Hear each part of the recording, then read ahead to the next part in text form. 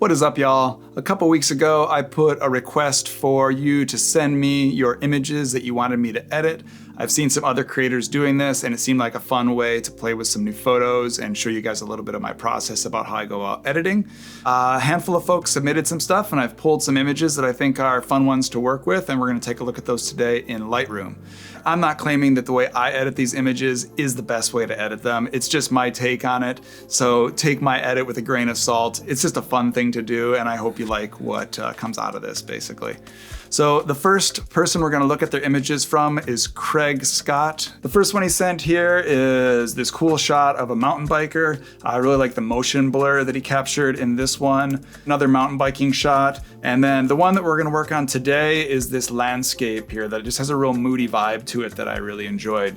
One thing about Craig's that he sent over is these are all JPEGs, so it's going to limit a little bit of what I can do versus what would be possible with a RAW file, but we'll see how we can push this image and get something kind of cool out of it. So I'm going to start this image by adjusting the crop, and I'm feeling a 16:9 crop on this. It's not really, what you normally do for Instagram, but I think it's going to emphasize the mirror-like image.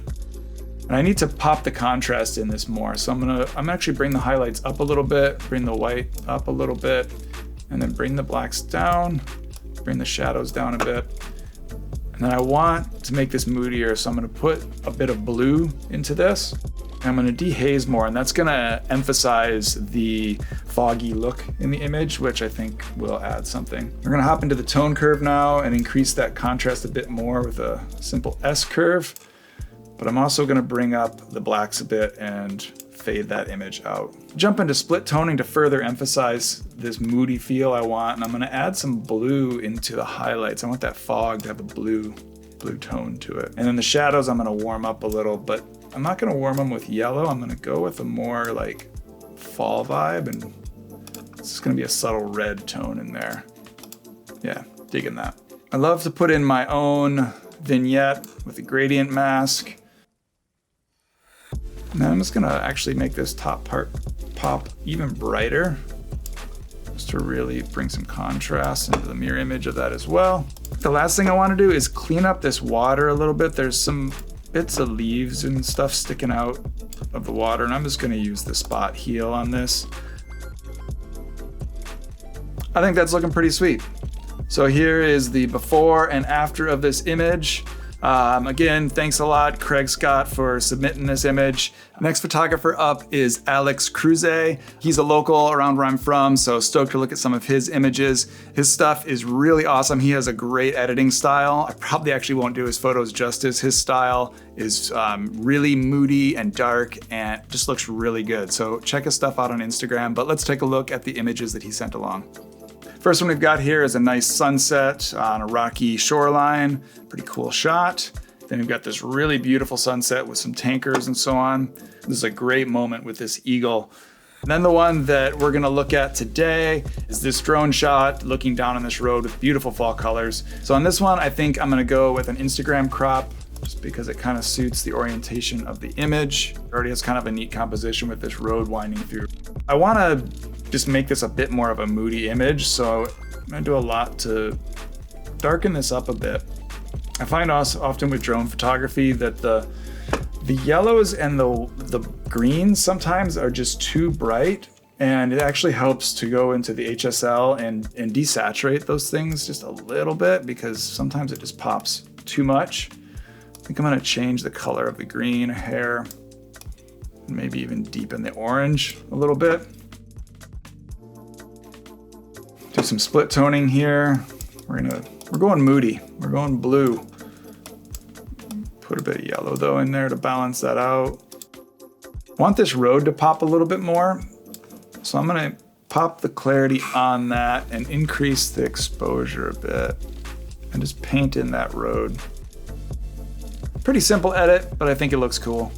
Nice shot, Alexander. Thanks for sending it along. I'm glad you could be part of this video. Next up, we have Mike Eriksson. Mike sent along a couple different images. We've got this nice one on a river with kind of an old cabin vibe going on. This one with a boat and a really nice moody sunset. But the one I went with was this cabin, big house in the forest. I really like how the composition is divided into thirds. I wish the fog was a little bit lower in the sky, but you gotta work with what the weather gives you. This is a really awesome centered composition. These are the kind of shots I love to edit. So we're gonna get in here and see what we can do with this one. First thing, I wanna see what's gonna happen when I mess with the highlights and see where that fog is gonna sit. There's a little bit of trees in there if we go down with them, but I'm actually gonna increase it a bit. We're gonna lower the shadows, drop the blacks down a little bit. I'm gonna pop up the texture just a hair to make those trees separate a little bit better. We're going moody again, so we're gonna go into the blue here. This one definitely is gonna need a vignette to really focus the attention in on the house. Start there. And then what I'll often do when I've got a white area like this in my image that sort of, I want it to feel like it's glowing, is I'll add some dehaze. And it's kind of like making fake fog, really. Feather that out quite a bit so it's not so pronounced. I might increase the exposure a little bit. It's like alien abduction of this house. There's sort of this beam of light coming down. We're gonna make that even a little bit blue.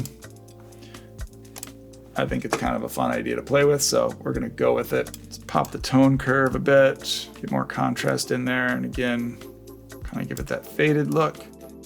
And we'll jump into split toning and see if we can do anything here. The shadows are turning real blue, so I might try to change that, move it a little more towards the yellow side of things, but then the highlights, we're gonna go more blue. And you gotta be careful with split toning, you can go too far. So it's always good to kind of before and after it. You just want it to be a subtle change.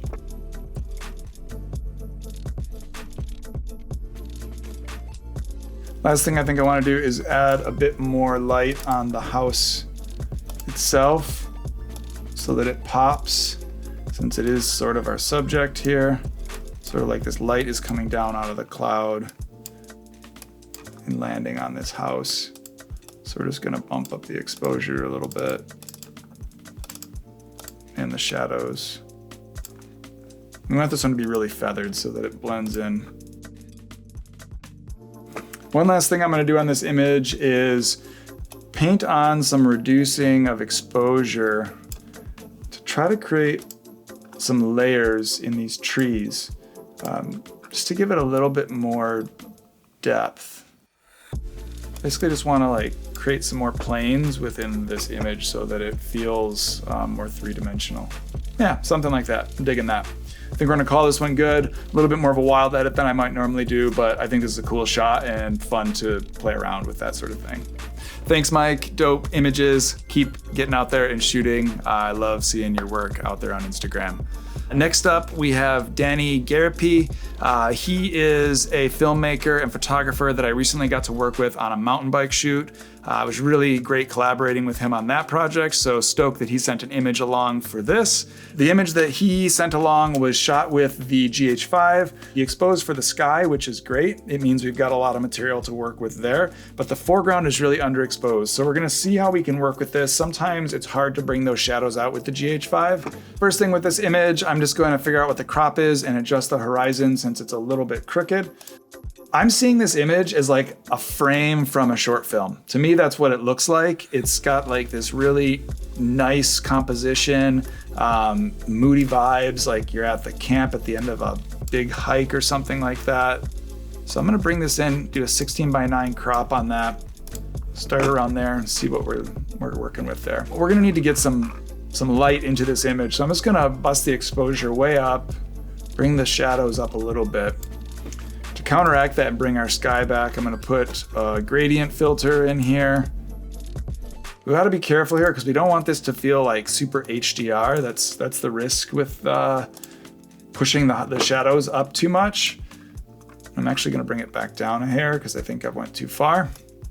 We need this foreground to be more yellow. It's a little too cool. So we're gonna bring a bit of yellow into that with a gradient filter as well. That's already looking better to me. Maybe even a little bit of magenta, since we got this beautiful sunset happening. It's looking good.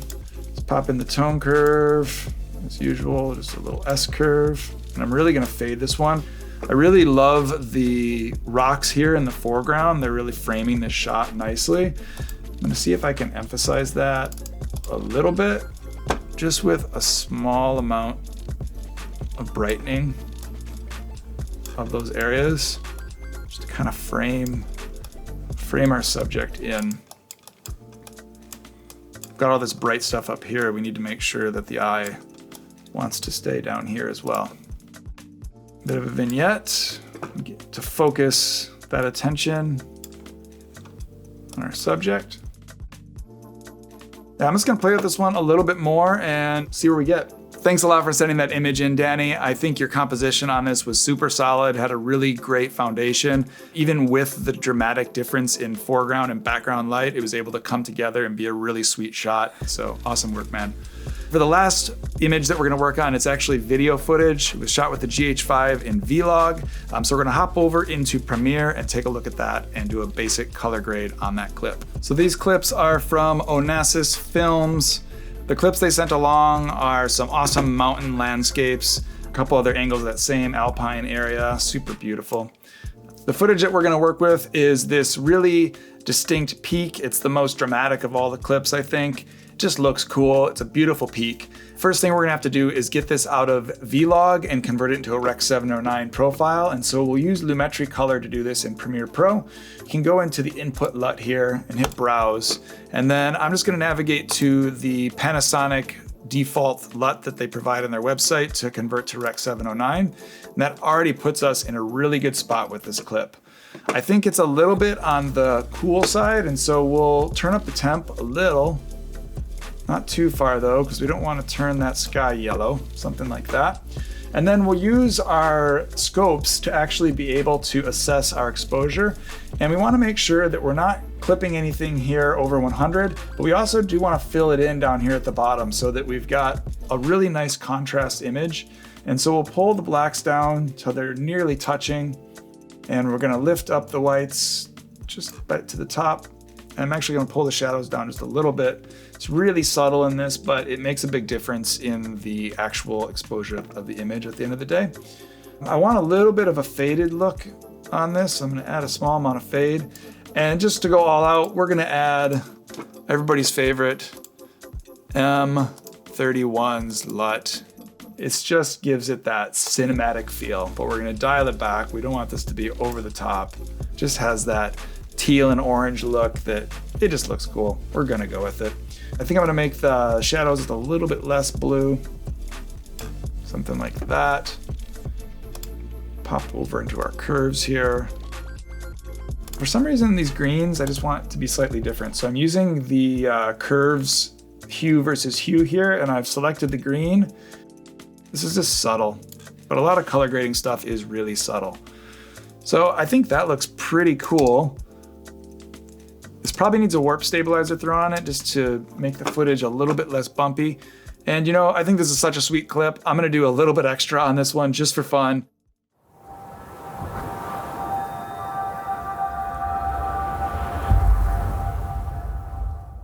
Thank you all for submitting your photos and your videos. Check out all the people that were part of this video. Their links will be down below in the description. If you're interested in more content like this, drop me a comment. Tell me you want to do another Edit My Photos video and I'll put together another submission for this. It's really fun to push my creativity in a different way, working with other people's angles of seeing this world. Until the next video, get out there, make something beautiful, and I will see you all soon. Peace.